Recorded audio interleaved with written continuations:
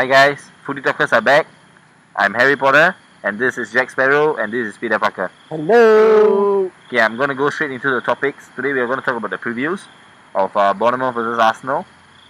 This is going to be a very mouth-watering clash in my opinion because Bournemouth has been defending well as a unit. They have been playing extremely well with their free-flowing football under Eddie Howe, and Arsenal has been a refurbished side under Unai Emery. So I just want to hear your thoughts on it in the game as in general before we go in depth on it. What do you all think about this match? Is this going to be a fantastic game or is it going to be a boring down to the wire kind of game? For me, I think it's a very good game because both of the team like to play attacking football, and no one really likes to uh, pack the bus or try to win by one goal. Both of them will go and play attacking, very exciting football, and both are young managers, exciting ideas and exciting philosophy. So I think it would be a good match. For me, I think it's going to be a very hard fight because both teams is never going to give up because they have a hardworking players on both sides. I think Bournemouth is going to put up a good fight against Arsenal, and Arsenal has to be aware of what Bournemouth is capable of. Okay, so now let's go into deeper into this topic. Who do you think is going to be the key players for this clash? For me, for Bournemouth, I think the key player is Callum Wilson, because in my opinion, he's one of the best strikers in the league right now. If in a one-on-one type of chance, he's nine out of 10 times he would score, and I think in a team or in a mid-table team, having a goal scorer is vitally important. It will bring you little bit ahead compared to other EPL teams. Yes. And for No, let's hold for Arsenal. Let's hear Jack Sparrow's thoughts on Bournemouth's key player for this game. I think my choice will be Ryan Fraser. I think on the midfield side, he's going to do his job very well and produce, well, like what you said, Wilson for his goals.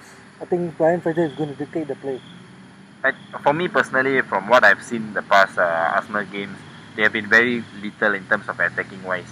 They have had a few goals from set pieces, but other than that, if you see their goals, they're usually building up and they are very quick and very pacey in front of goal. So in my opinion, Nathan Ake has got to be on his finest form, especially for this game because Lacazette and Aubameyang are a bit too good to be true, especially when we all thought they couldn't play together. So talking about Arsenal, they are definitely the favourites for this game. But one person should stand out for this game. Who do you all think is supposed to be? For me, I think for Arsenal, the key player has to be Granit Xhaka, because against Liverpool he played very well, but after that against Wolves he did not have a very good game, and it was his mistake that led to the goal. And like what you previously said, the problem with Granit Xhaka is consistency. If he consistently performs at a high level, he will be a very top player. So if Granit Xhaka performs like how he did against Liverpool, I think it would be a very easy game for Arsenal. But if he has one of the bad games like he usually has against a mid-table team, then Arsenal will suffer. That's the thing about Xhaka.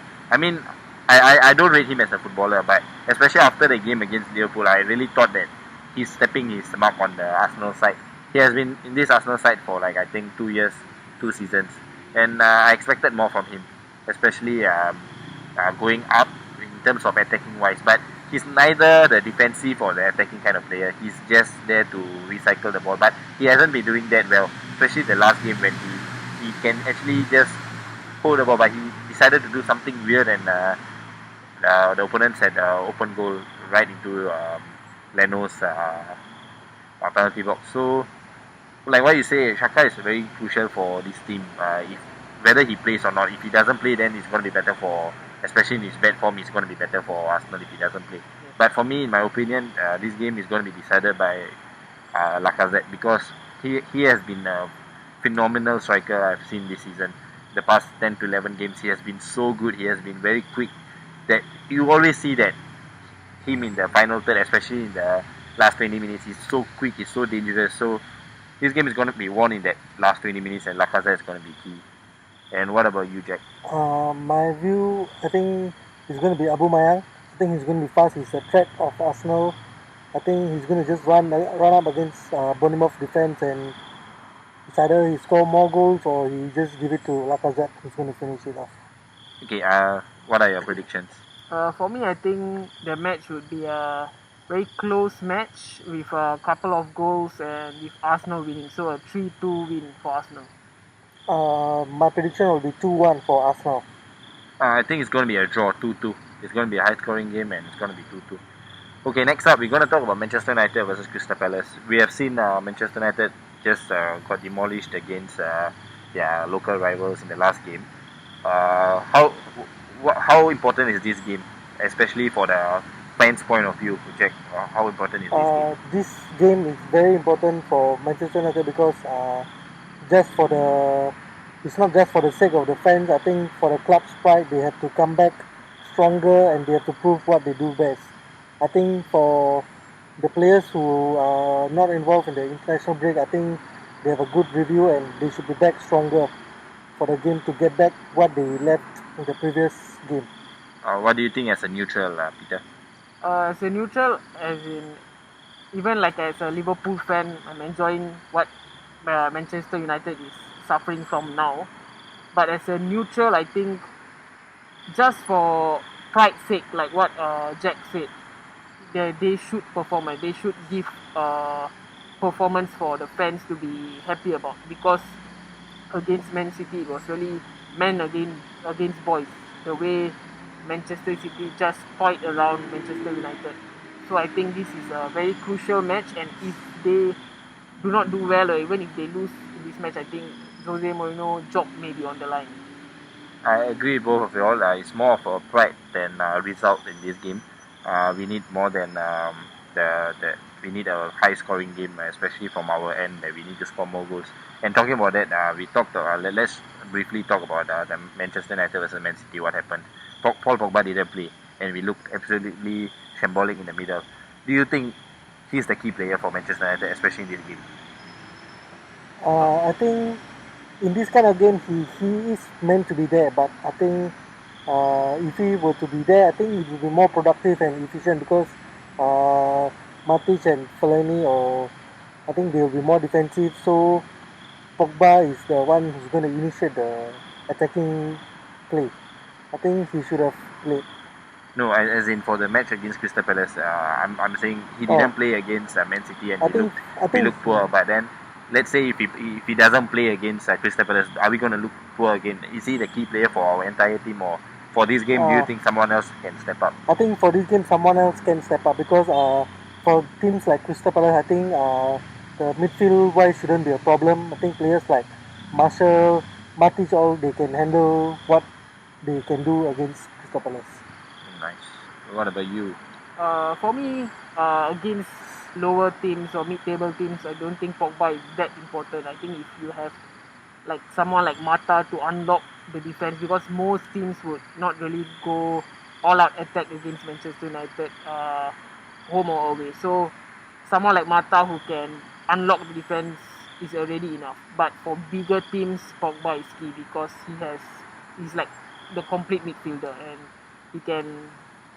he has everything to be like one of the best midfielders in football history. The thing about Paul Pogba and the issue he has, he's a very good player when he turns up. So he's Manchester United key player in terms of the league. He's the most crucial player for us in this season, because when he plays, there's this kind of swag.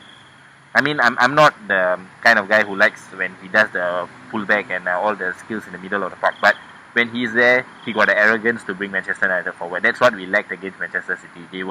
The midfielders were too timid. If Paul Pogba was there, he would have taken the ball and run at you, and he would want you to do something, and that's what we lacked. So, as a season-wise, Paul Pogba is the key player, but in this game against Crystal Palace, we need someone like Juan Mata, like what Peter said, because Juan Mata is so good playing in the middle, especially the number 10. He draws so many players away. He plays the through ball, the nippy through ball, and he always comes up with the important goals. So, like you said, Juan Mata is the key player for this game, but like what we all mentioned, Paul Pogba is crucial for this season. He needs to stay fit. He needs to his place in that squad, because without him we look absolutely like boys. So what do you think is the prediction for Crystal Palace? Sorry, I went out of topic. Crystal Palace key player for this game. Who can help Manchester United? I think it's going to be Townsend. So I think he's the attacking player up front who can be a threat for Manchester United. I think with the defense of Manchester United, I think he has to be a threat for that. For me, I think the key player is for Crystal Palace for the last few seasons is Wilfred Zaha, because he's one of the top players in the league and he has history with Manchester United as well. So he want to prove a point. So his quality and his mental attitude against Manchester United, because he want to prove a point. I think that would make Wilfred Zaha and Crystal Palace very dangerous. I agree. What do you think is the prediction for this game? For me, I think Manchester United will be back into their winning ways. So, comfortable 2-0 victory. What about you? I think it's going to be a 3-0 for Man United. I think it's going to be just a 1-0 for Manchester United. We can't expect much from especially this team. We are not sure whether Paul Pogba is fit. We are not sure whether Martial is fit, and these two players have been very crucial for Manchester United, especially in the past 5 games. So I'm just going to go with a 1-0 win. I'm not so confident, especially after what happened and what Mourinho said in the press conference. So let's talk about the London clash. So it's the biggest game this weekend. So Tottenham against Chelsea. These teams, we have seen titles have been won and lost in these kind of fixtures. So is this the team is going to beat Chelsea and give Liverpool and Man City the breathing space, or do you think Chelsea is going to run away with the game again and go put pressure on Liverpool and Manchester City? What do you think? For me, I think this game, if Tottenham want to be taken seriously, they have to win this game. Because for me, like the problem I have with Tottenham is whenever I think they are gonna show that they are quality, championship quality, they always crumble. Like for example, in this season against Liverpool, they played like atrociously. They did not play well at all. What Liverpool did was just sit back and counter. So I thought against Manchester City they would give a fight and show that they are at least the same quality as Man City. But again, they crumble. Again, they showed that they are not at that level yet.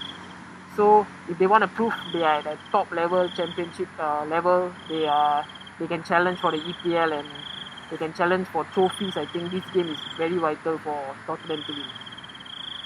For me, I think I agree with what he said.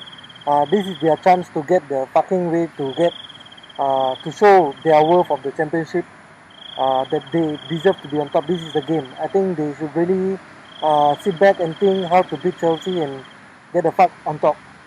The thing about Tottenham, like you all said, they are just teams.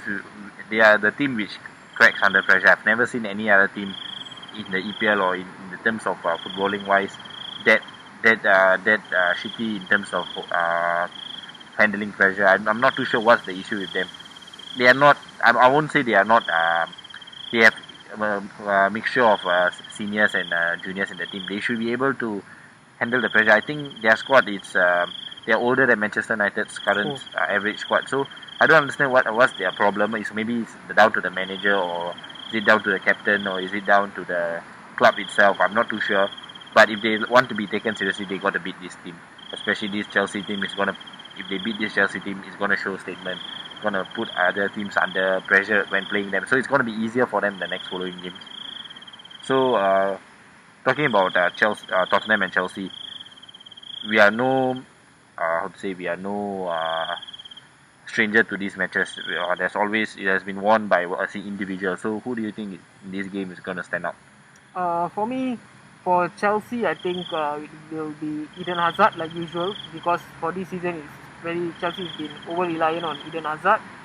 And for Tottenham, I think it has to be Harry Kane, because they just had the UEFA Nations League and Harry Kane performed very well and scored a goal as well, if I'm not wrong, the winning goal. So I think he will be in a huge reign of form, and but in that form, I think if he versus Chelsea, I think it would be very it will be a dangerous situation for Chelsea. For me, I think for Spurs, it's going to be Eriksen. He's going to make the whole the third half of the field. I think he's going to produce a lot of chances. And for Chelsea, it's going to be Hazard, the usual way, like what he said. He's the one. I think after injury, he's still on his form and he can do his best. And yeah. Who do you think is the Tottenham's key player? Yeah, I think like I said Harry Kane because of his but I'm thinking like this season he's not really performing that well compared to last season. Yes, correct. I agree with that. But I mean, he's a top striker. He should be getting his form anytime. He just needs one goal or two, and he'll be back in form again. Yeah. For me, what I feel is for Chelsea, they have been really over reliant on Hazard. But the 2 games Hazard didn't play, they still managed to score goals, and they have come all over the place. So I think their key players, they have 2 players, is David Luiz and Rudiger. They have been great, especially at the back, playing out from the back, assisting Jorginho with their loose balls. They have been very quick to cover. One thing that surprises me, David Luiz hasn't shown any of his what do you say, weirdness in these games. You know, for the past few years when we see him, he always does something weird and something stupid for people to attack him. But he has been very quiet, and especially with Rudiger along him, I didn't rate him as a centre back at the start, but he has been playing very well, especially under Sarri. So for me, the key players, these 2 players for Chelsea and for Tottenham, Dembele has to be on form, especially with this fast, quick-moving Chelsea midfield. Dembele has got to be excellent in the middle of the park. What he does, carry the ball forward. He has to robust through every one of them. So for me, these 3 players are very crucial in this game. And for me, my predictions for this game is going to be a 1-1 draw. What do you think, Peter? For me, I think it will be a 2-0 victory for Tottenham because I think in this season, those who's not performing well for Chelsea are those who has been performing very good for the last few seasons, like Azpilicueta and Kante.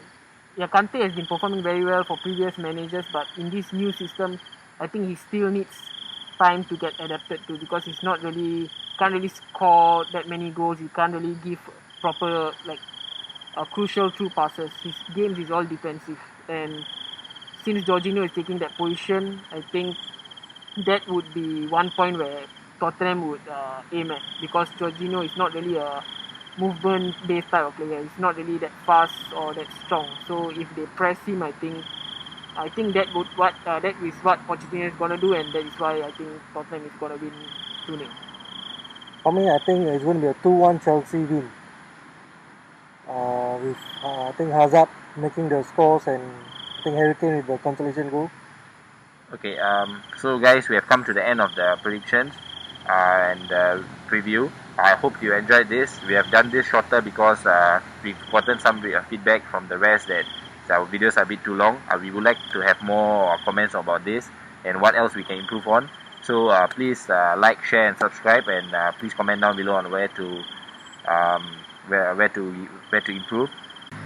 Till then, we are FootyTalkers. I am Harry Potter. I'm Peter Parker. Jack Sparrow. Fuck hell, pussy eaters.